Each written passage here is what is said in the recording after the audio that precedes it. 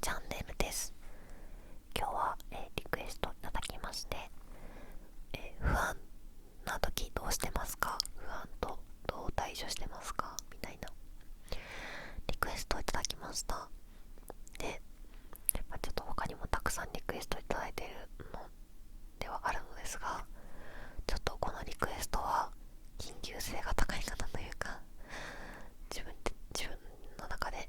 このリクエストは早くお答えしたいなって思ったので、ちょっと他のリクエストよりも先にやることにしました。私が以前出した1週間ちょっと前ぐらいに出した頑張ってねっていうか優しい言葉をかけるみたいな動画があるんですけど、そちらの方にコメントいただいて、ちょっと、コメントに書いてくださったことなので喋るんですけど、ちょっと不安症っていう病気みたいなものをお持ちで、産後で自分の体も体調が良くないまま育児を頑張っていらっしゃるというお母さんなのかなという方からコメントいただいたので、そちらについて自分なりの不安の対処の仕方とか話していきたいと思います。はい。ですね、機会があればお話ししようかなと思ってはいたのですが、私は、双極性障害という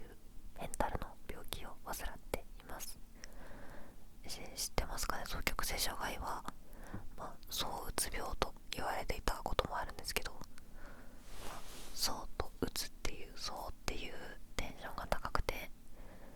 喋りすぎたりお金使いすぎたり人に怒りっぽくなったりっていう時期と、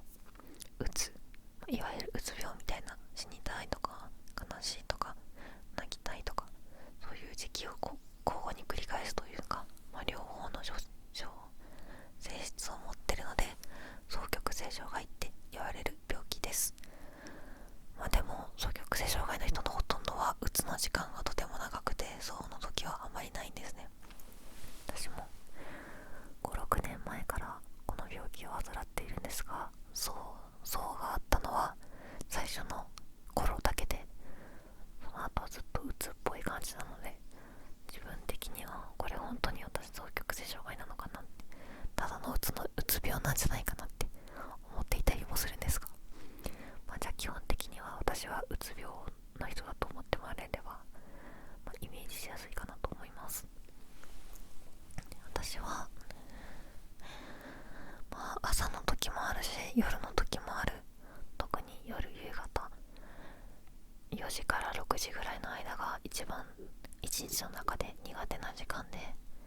そのぐらいの時間に最近寒いしね、夜暗くなるのも早いし、外が暗くなってきて寒くなってきて、でも一人ぼっちでいるととても悲しい気持ちになります。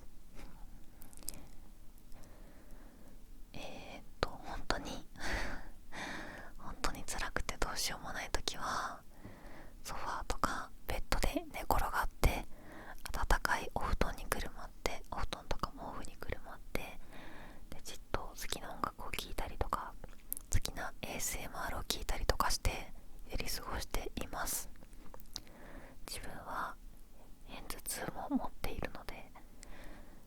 そういう疲れた時、体がしんどい時ってこう光が目に入るのも辛いので、部屋を暗くして、だから YouTube とかもあまり見れないし、音楽も優しいものしか聴けなくなるんですけど、そういう音だけ楽しむ系のものを用意しておいて、そのじっと嵐が過ぎるのを待つという感じですかね。一番ひどい時はね、もうね、寝れるなら寝ちゃっていいんですけど、寝れない時もあるので、そういう時は目をつぶって、暗い部屋で目をつぶって ASMR が音楽を聴いています。で、そういう時に、そういう辛いなっていう時に聴ける音楽のプレイリストっていうのをサブスクで作ってあります。名前がだるい時っていうんですけど、朝起きたばっかりでテンション上がってない時とか、あとはメンタルが落ち込んでて辛い時とか、こううるさくない感じの自分の好みの穏やかな静かめの曲を、なんかこの曲だったらどんなメンタルの時でも聴けるなっていう曲を、それ元気な時ですね。元気な時にプレイリストを作って、20曲ぐらいかな、スピッツばっかりなんですけど、そういう好きな曲、あとあんまりこうガチャガチャした元気出る系の曲じゃなくて、自分、元気出る系の曲がいつでも聴きたい人はそれでいいと思うんですけど、とにかく自分がこの音楽だったらいつでも聴けるなっていう音楽を見つけて、もしね音楽好きだったら、音楽好きじゃなかったら難しいかもなんだけど、音楽が好きなバンドとか好きなミュージシャンとかいるんだったら、そういうプレイリストを一つ作っておくといつでも聴けて便利なのでおすすめです。でもし音楽あんまり興味ないよっていう人だったら、焚き火の音とか森の環境音とか波の音とか、そういう系の癒し系 BGM みたいなのが YouTube にいっぱいあると思うので、そういうの聞くのもいいかなって思います。そうですね、その穏やかプレイリスト作りはぜひおすすめしたいですね。私はいつもそれを聞いてますね。元気な時も元気じゃない時も両方聞けるので割とよく使ってます。あとはもう少し元気がある時、辛いけど寝転がるだけじゃなくて起きて何かできるよっていう時は、私は何か手を動かして没頭できる趣味をやることが多いですね。ゲームが好きなので、あつ森で、しかもインテリアデザインとかそういうのじゃなくて、難しいことじゃなくて、ただただ果物を木から譲って落として売るとか、ただ釣りをするとか、そういう本当に何も考えずに手だけ動かしてできる作業系みたいなのをやったりします。スマホゲームとかでもいいかもしれないですね。つむつむとか、わかんない、ポケモン GO とかやったことないけど、スマホゲームとかも単純作業だからいいかもしれないとか、あとはお裁縫ですね。私はお裁縫は得意ではないのですが、たまになんかひたすら手動かしたいなっていう時に、こういう、これは手作りじゃないんですけど、こういう適当な布を買ってきて、四隅をこういう風に縫って、ミシンは持ってないので手縫いでやるので、2枚ぐらい作ると結構時間潰れるし、おすすめですね。お裁縫得意じゃなくても波縫いをまっすぐやるだけなら誰でもできるかなと思うので、そういうお裁縫じゃなくても編み物ができるなら編み物もいいかなと思うし、あとは何かの料理とかもおすすめですね。もし元気があれば、こう野菜のおかず、もやしのナムルとか、人参のキャロットラペとか、ほうれん草のなんかおひたしとか、そういう野菜の作り置きおかずみたいなのを作ると、ひたすら細く切ってそれをレンチンするとか、自分はキャベツでコールスローを作るのも好きなんですけど、ただキャベツを千切りにしまくって、お酢とか砂糖で味付けて冷蔵庫にしまっとくみたいな、そういう野菜の作り置きおかずを作ると、自分はなんか何か役に立つことをした気分にもなれるし、ひたすら手だけ動かしてなんか余計なことは考えずに済むから、結構おすすめですね。私早口になってるかな。またね、早口ですよってコメントもらっちゃって、反省したのにまたベラベラ喋っちゃってごめんなさい。そう、なんか暇になると、やることがなくて暇だと、自分の意識が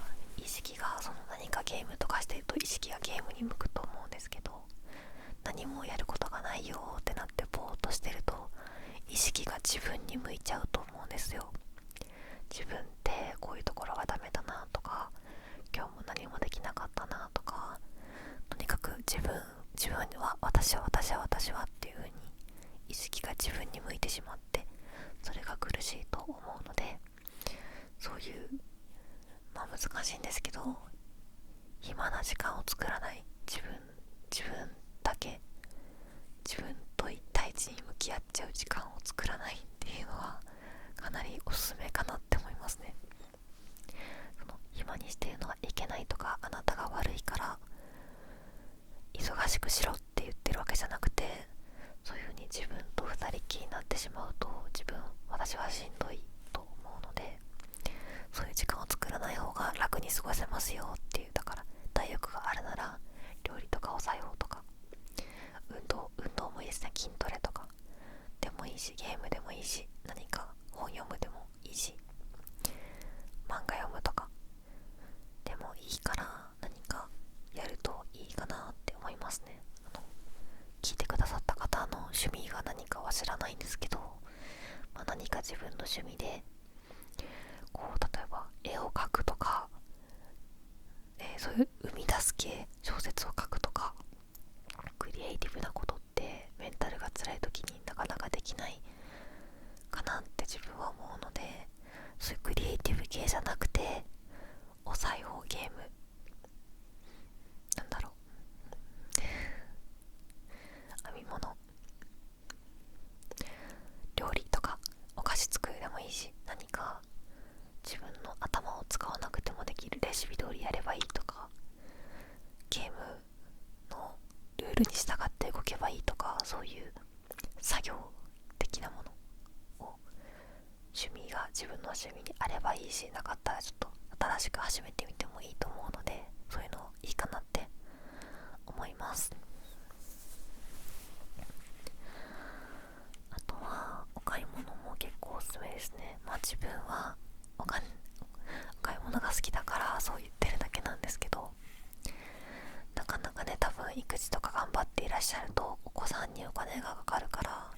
自分のものあまり買ってなかったりするんじゃないかなって思うんですよ。なのでわからない、お子さんがどういう状態なのか知らないからあれだけど、もしできるのであれば誰か親御さんとかにお子さんを預けて、1時間でも2時間でもいいから一人の時間を持ってカフェとか、あとお洋服買ったりコスメ買ったりとかできたらいいかなって思うし、それがもし難しいんだったらネットショッピングとかもいいかなって思います。ネットでなんか可愛いものを見つけて、例えば5000円までって決めてお買い物するとか、あとはですね、スーパーとかコンビニでお高でもいいと思います。なんか普段は買わないようなちょっと高いお菓子とか、ちょっと高いコンビニで売ってるスタバのラテってあるじゃないですか。ああいうのも結構ね美味しいので、そういうのとか、なんかハーゲンダッツ買ってみるとかね、レディーボーデン買っちゃうとか、ちょっと高いチョコレート買ってみるとか、そういうスーパーコンビニでもいいので、自分を甘やかしてあげる、ちょっと高いって言ってもスーパーとかだから400円とか500円とかだと思うんですけど、そういうお買い物をしてみるっていうのはどうかなと思います。自分の持論なんですけど、ある程度の出費は自分のメンタルを守るためには多少お金が必要かなって私は思うんですよ。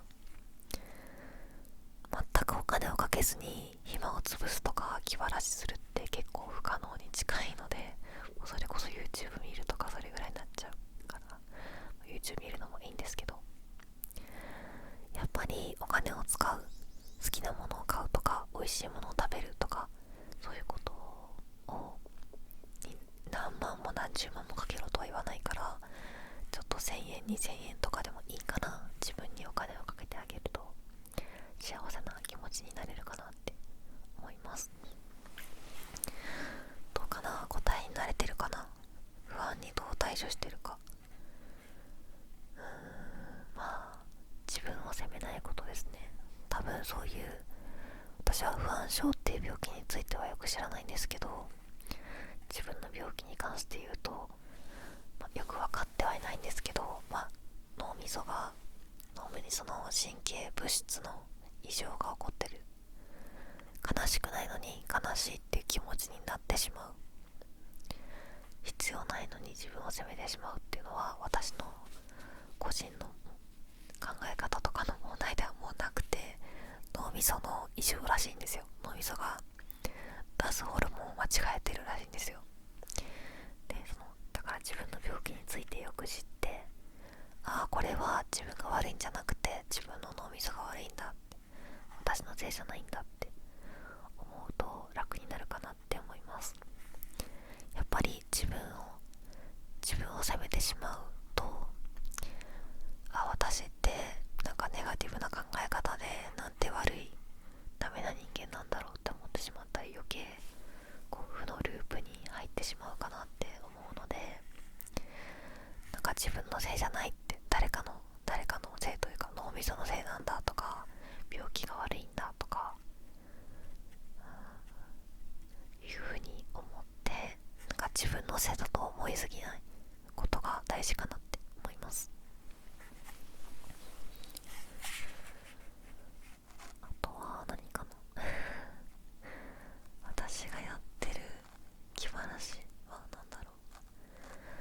自分はお洋服とコスメが好きなので、お金がかからない楽しみ方としては、自分の持ってる手持ちの服をいつも着ない組み合わせて着てみる。このシャツにこの上着合わせたことなかったなとか、このシャツにこのズボン合わせたことなかったなとか、そういう持ってる服で新しい組み合わせにチャレンジしてみるっていうのはお金かからないし気分も変わるしおすすめかなって思います。あとはなんだろう、私は今日この後美容院に行って髪を染めるんですけど、もしちょっとごめんなさい、ほんと自分が育児したことなくて、お母さんっていう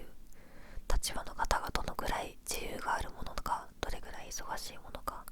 わからなくて、見当外れなことを言ってたら本当に申し訳ないんですけど、こいつ何も分かってねえなって思われたらごめんなさいなんですけど、もし時間があるようだったら美容院に行くのはおすすめですね。シャンプーしてカットしてだったら1時間ぐらいで終わるし、なんかやっぱり美容院って自分にお金をかけるっていうのが一番分かりやすく現れる場所だと思うし、いい匂いのシャンプーとかコンディショナーとかヘアオイルとか使ってもらって、丁寧に頭洗ってもらって切ってもらって、髪の毛はいい匂いになるしすっきりするし、日々のシャンプーとかドライヤーも楽になるし、とてもいいかなって。でもしお金とか時間に余裕があるならカラーしてみたりパーマしてみたり髪型変えてみたりすると気分も変わるし上がるしいいんじゃないかなって思います。ごめんなさい、本当に多分どれくらいの月齢とかなのかわからないんですけど、お子さん産んだばっかりの方ってそんな時間多分ないと思うんですけど、もしねいずれ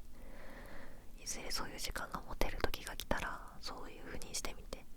ほしいなって思います。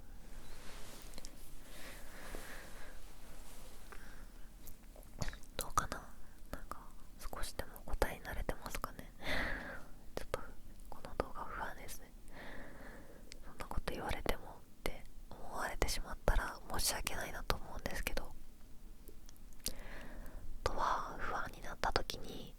不安だよとか今悲しいよって言える人がいると楽ですよ。自分の家族でもいいし友達でもいいし恋人でもいいし、恋人というか旦那さんかでもいいし、なんかこの友達とかでもね、なんか辛い時に気軽に LINE できる友達がいなかったら難しいかもしれないんだけど、その勇気を出して私今こういう状態で辛いんだって、ちょっと不安だから話聞いてほしいんだって言える友達が一人でもいるととても楽かなって思います。実は私昨日ちょっと体調を崩してしまって、メンタルとかじゃなくてシンプルにフィジカルがねちょっと体調崩してしまって病院に行ったんですけど、病院に行って特に大丈夫ですって言われて終わったんですけど、その体調崩したのちょっと汚い話なんですけど戻してしまって、それであんまりそういうことって普でお酒も飲んでないし、なので驚いちゃって、なんか自分病気なのかなって不安になって、ディズニー行ったばっかりでもあったので何かもらってきたかなって不安になって、また戻しちゃったらどうしようとか、なんか自分で病気なのかなとか怖くなっちゃって、すごく不安になって、家族とか友達 2,3 人とかに急にいっぱい LINE しちゃったんですよ。いっぱいっていうか、いろんな人にね、今起きてるとか、8時9時とかだったんですけど、今日は仕事とか、休みが不定期な友達だったり、朝起きる時間がバラバラだったりする友達もいるので、今起きてるとか、今日休みじゃないとか LINE して、すぐ返事返ってこなかったんですけど、ちょっと何時間か後に今起きたわとか、ごめん今日仕事だけどどうかしたのとか、みんな返事はくれるので、そういう時に、辛い時に頼れる友達がいるといいかなって思います。友達じゃなくても Twitter のフォロワーとか、そういうインスタのフォロワーとかでもいいと思うし、もしね、全然嫌かもしれないけど、渡してもいいから、私に Twitter とかで DM してくれてもいいから、全然なんか今辛いんですって言ってくれたら、そうなの大丈夫って、どうしたのって話聞くので、そういう友達とか家族とか頼れる人がもしいたら、この人だったら自分が体調悪いって言っても話聞いてくれそうだなっていう人に話しかける。やっぱ一人でいることが一番辛いと思うので、誰かに話しかけることができるといいのかなって思います。全部伝えられたかな。ちょっと今思いついたことは一通り喋ったつもりなんですけど、そんな感じかな。あとは今ノートが目に入ったんですけど、日記をつけるっていうのもおすすめです。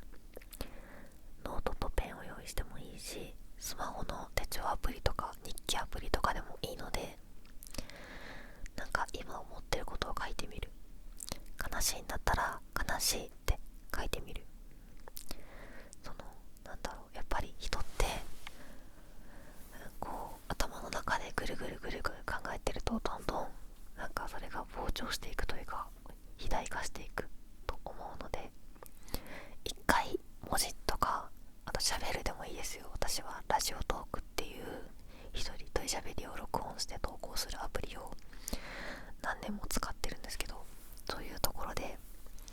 文字にするでもいいし、声に出すでもいいから、自分の思ってることを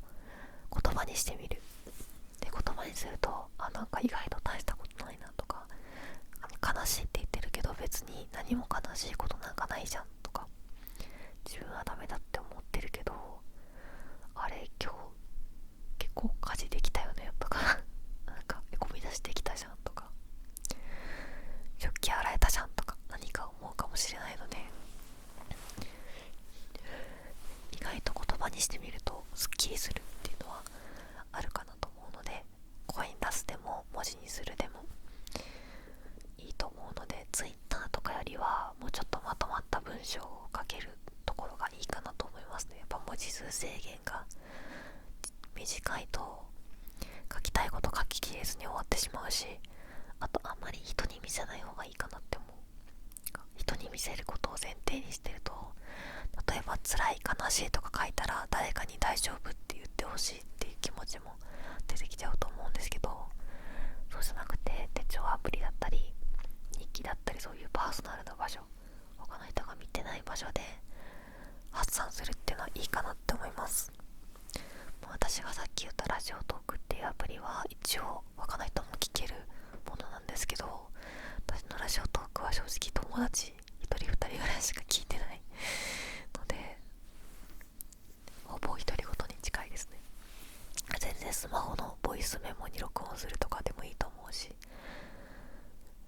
喋ってみる、文字に書いてみるっていうのはかなりおすすめな方法かもしれません。そんな感じかな。では私の不安に対する対処法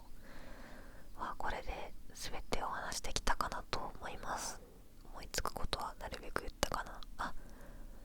と今目に入ったアイマスクもおすすめですね。メグリズムとかでもいいし、レンジでチンして繰り返し使えるやつでもいいので、アイマスクはかなり落ち着くのでおすすめですね。あといい匂い系、ハンドクリームとかネイルオイルとか